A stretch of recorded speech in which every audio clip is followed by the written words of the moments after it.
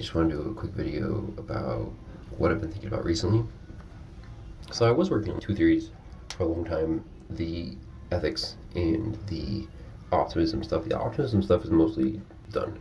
So now I'm working on the ethics stuff more, and that's kind of evolving a lot. It's kind of turned into multiple things. So definitely the ethics is a big part of it. And it's kind of the ethics is an extension of the romance stuff where you need to balance your positive and negative interactions. And also using the absolute and relative ethics are your way of balancing your positive and negative interactions. I think literally when you have a positive interaction, it's because you're using absolute ethics. And when you have negative interaction, it's because you're using relative ethics. And I've been playing around with some theories on top of that because I had an intuition a couple weeks ago that in order to have a career where you're working as a capitalist, making a lot of money, not just enough money for yourself to get by, but enough money to also a lot more than you personally need for you and yours, then that's much more like it's like a dom sub relationship with society. I'm trying to tease that out because I feel like that's accurate, but also I think I've been thinking a lot about leadership and when leadership requires domination versus when it doesn't. And I haven't necessarily figured that out yet. Also, thinking a lot about polarization and how it's so important to, especially if you're having interactions with people that you want to think well of you, to essentially, you really want your first interaction to be a negative one. And the reason is because it's that initial signal that people subconsciously look for to signal that you can protect them from themselves, enemies, and also make them better. And so it feels obvious that there's some connection between the nature of polarization and how basically I think it's probably accurate to say everyone you meet either resolves into a friend or an enemy. And I'm lumping in people who are indifferent to you with enemies because I think indifference is worse than an enemy in lots of ways. And I think it's like, generally speaking, it's easier to convert an enemy into a friend than it is to try and make everyone like you, to please everyone. Pleasing everyone is an impossible task, but converting an enemy into a friend is not.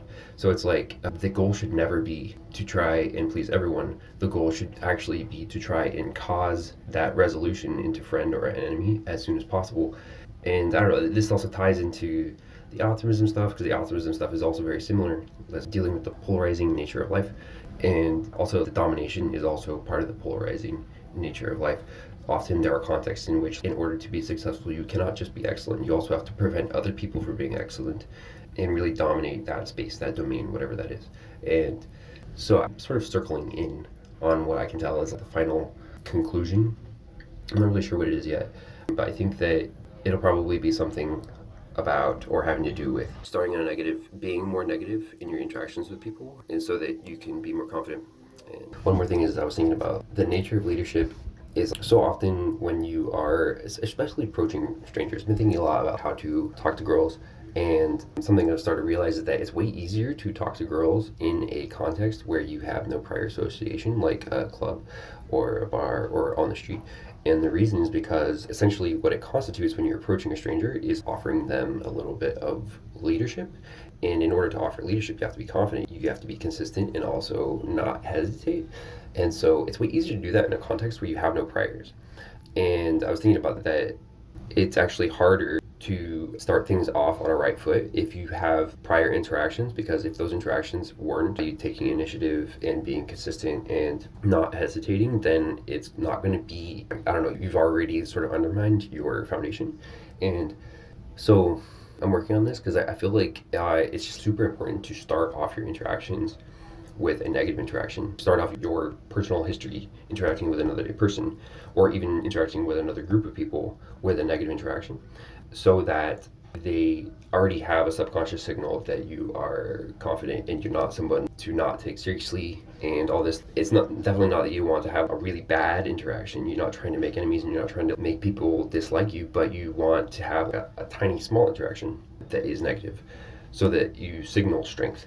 And I think there's probably a natural way to do that. I don't know what it is yet, but I'm working on it. Anyways, that's all.